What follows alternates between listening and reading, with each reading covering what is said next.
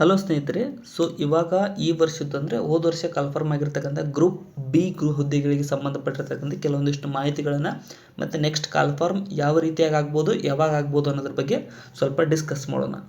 ನೋಡಿರಿ, ಹಿಂದಿನ ವರ್ಷದಲ್ಲಿ ಹೊರಡಿಸಲಾಗಿರುವ ಗೆಜೆಟೆಡ್ ಪ್ರೊಬೇಷನರಿ ಗ್ರೂಪ್ ಎ ಮತ್ತು ಗ್ರೂಪ್ ಬಿ ಹುದ್ದೆಗಳ ನೇಮಕಾತಿ ಅಧಿಸೂಚನೆಗಳು ಮತ್ತು ಅದರ ಒಟ್ಟು ಹುದ್ದೆಗಳ ಬಗ್ಗೆ ಡಿಸ್ಕಸ್ ಮಾಡೋಣ.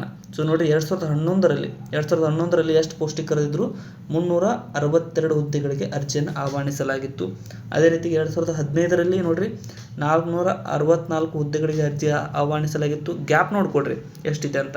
2017ರಲ್ಲಿ 428 ಹುದ್ದೆಗಳಿಗೆ ಅರ್ಜಿ ಆಹ್ವಾನಿಸಲಾಗಿತ್ತು. 2020ರಲ್ಲಿ 106 ಹುದ್ದೆಗಳಿಗೆ ಮತ್ತು 2024ರಲ್ಲಿ 384 ಹುದ್ದೆಗಳಿಗೆ ಅರ್ಜಿಯನ್ನು ಆಹ್ವಾನಿಸಲಾಗಿತ್ತು. ಇಲ್ಲಿ ನೋಡಿರಿ ಗ್ಯಾಪ್ ಎಷ್ಟಿದೆ? ಗ್ಯಾಪು 4 ವರ್ಷ.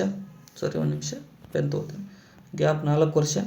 ಇಲ್ಲಿ 2 ವರ್ಷ, ಇಲ್ಲಿ 3 ವರ್ಷ, ಇಲ್ಲಿಂದ ಇಲ್ಲಿಗೆ ಮತ್ತೆ 4 ವರ್ಷ.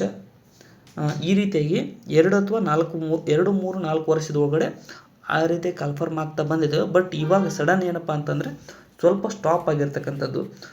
ಈಗಾಗಲೇ ಮಂಜೂರಾತಿ ಪಡೆದು ಅಂದರೆ ಈಗಾಗಲೇ ಮಂಜೂರಾತಿಯನ್ನು ಪಡೆದು ಪ್ರಸ್ತುತದಲ್ಲಿ ಖಾಲಿ ಇರತಕ್ಕಂಥ ಗೆಜೆಟೆಡ್ ಪ್ರೊಬೇಷನರಿ ಹುದ್ದೆಗಳ ಸಂಖ್ಯೆ, ಮುಂಬಡ್ತಿ, ವಯೋನಿವೃತ್ತಿ ಮತ್ತು ನೇಮಕಾತಿ ಪ್ರಕ್ರಿಯೆಗಳನ್ನು ಪೂರ್ಣಗೊಳಿಸಲು ತಗುಲುತ್ತಿರುವ ಕಾಲಾವಧಿ ಈ ಎಲ್ಲ ಅಂಶಗಳನ್ನು ಅವಲೋಕಿಸಿದಾಗ ಏನಪ್ಪ ಅಂತಂದರೆ ರಾಜ್ಯ ಸರ್ಕಾರವು ಒಂದು ವೇಳೆ ಹಿತಾಸಕ್ತಿ ವಹಿಸಿದ್ದೇ ಆದಲ್ಲಿ ಪ್ರತಿ 2 ವರ್ಷಗಳಿಗೊಮ್ಮೆ ಕನಿಷ್ಠ 300 ಹುದ್ದೆಗಳನ್ನು ಒಳಗೊಂಡ ಗೆಜೆಟೆಡ್ ಪ್ರೊಬೇಷನರ್ಸ್ ನೇರ ನೇಮಕಾತಿ ಅಧಿಸೂಚನೆ ಹೊರಡಿಸಬಹುದಾಗಿದೆ.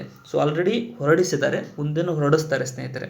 ಹಾಗಾಗಿ ಯಾರ್ಯಾರು ಈ ಗೆಜೆಟೆಡ್ ಪ್ರೊಬೇಷನರಿ ಹುದ್ದೆಗಳಿಗೆ ಅಂದರೆ ಇದ್ರೊಳಗಡೆ ಒಂದು ಸ್ಪೆಸಿಫಿಕ್ ಪೇಪರ್ ಇರುತ್ತಲ್ಲ, ಅದಕ್ಕೆ ಸೀರಿಯಸ್ ಆಗಿ ಓದ್ತಾ ಇದ್ದರು ಅಥವಾ ಮುಂದೆ ಏಜ್ ಇದ್ದವರು ಕೂಡ ಓದೋಕ್ಕೆ ಸ್ಟಾರ್ಟ್ ಮಾಡಿದರೆ ಇನ್ನು 3-4 ವರ್ಷದೊಳಗಡೆ ಏನಿಲ್ಲ ಅಂದರೂ ಒಂದು 2 ಕನ್ಫರ್ಮ್ ಆಗ್ತಾ ಇದ್ರದ್ದು. ಮಿನಿಮಮ್ 300 ಪೋಸ್ಟ್ ಇದ್ದು 300+ ಪೋಸ್ಟ್ ಇದ್ದು ಮಿನಿಮಮ್ 2 ಕನ್ಫರ್ಮ್ ಆಗ್ತವೆ. ಇದಕ್ಕೆ ಸ್ಪೆಸಿಫಿಕ್ ಆಗಿ ನೀವು ಓದಿದ್ದಾದಲ್ಲಿ ಇದ್ರೊಳಗಡೆ ತುಂಬ ಆಗೋ ಚಾನ್ಸಸ್ ಇರುತ್ತೆ. ಹಾಗಾಗಿ ಯಾರು ಇದಕ್ಕೆ ಓದ್ಬೇಕು ಅನ್ಕೋತಿರ್ತೀರೋ ಕಮೆಂಟ್ ಸೆಕ್ಷನ್ದಾಗ ಕಮೆಂಟ್ ಮಾಡಿರಿ, ನಾನು ನಿಮಗೆ ರಿಪ್ಲೈ ಕೂಡ ಮಾಡ್ತೀನಿ. ಮತ್ತು ಆದಷ್ಟು ಈ ರೀತಿಯಾಗಿ ಇನ್ಫಾರ್ಮೇಷನ್ ನಿಮ್ಮ ಫ್ರೆಂಡ್ಸ್ಗೂ ಕೂಡ ಶೇರ್ ಮಾಡಿರಿ. ಗ್ರೂಪ್ ಬಿ ಪ್ರೊಬೇಷನರಿ ಹುದ್ದೆಗಳನ್ನ ಒಂದು ಸ್ವಲ್ಪ ಹಿಂದಿನ ಕ್ವಶನ್ ಪೇಪರ್ಗಳನ್ನು ಕೂಡ ನೋಡ್ಕೊಡ್ರಿ. ಸ್ವಲ್ಪ ಏನೋ ಫಿಕ್ಸ್ ಕನ್ಫರ್ಮ್ ಇದು. ಹಾಗಾಗಿ ತುಂಬ ಜನ ಇದನ್ನು ನೆಗ್ಲೆಕ್ಟ್ ಮಾಡ್ತಾರೆ ಮತ್ತು ಎಕ್ಸಾಮ್ ಬಂದಾಗ ಮಾತ್ರ ಸ್ಪೆಸಿಫಿಕ್ ಪೇಪರ್ನ ಓದೋಕ್ಕೆ ಸ್ಟಾರ್ಟ್ ಮಾಡ್ತಾರೆ.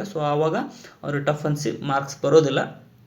ಕಂಟಿನ್ಯೂವೇಷನ್ ಆಗಿ ಸ್ಟಾರ್ಟಿಂಗಿಂದಲೇ ಓದ್ತಾ ಇದ್ದರೆ ಯಾವಾಗ ಕನ್ಫರ್ಮ್ ಆಗುತ್ತೋ ಅವಾಗ ಆಗೋ ಚಾನ್ಸಸ್ ತುಂಬ ಇರುತ್ತೆ.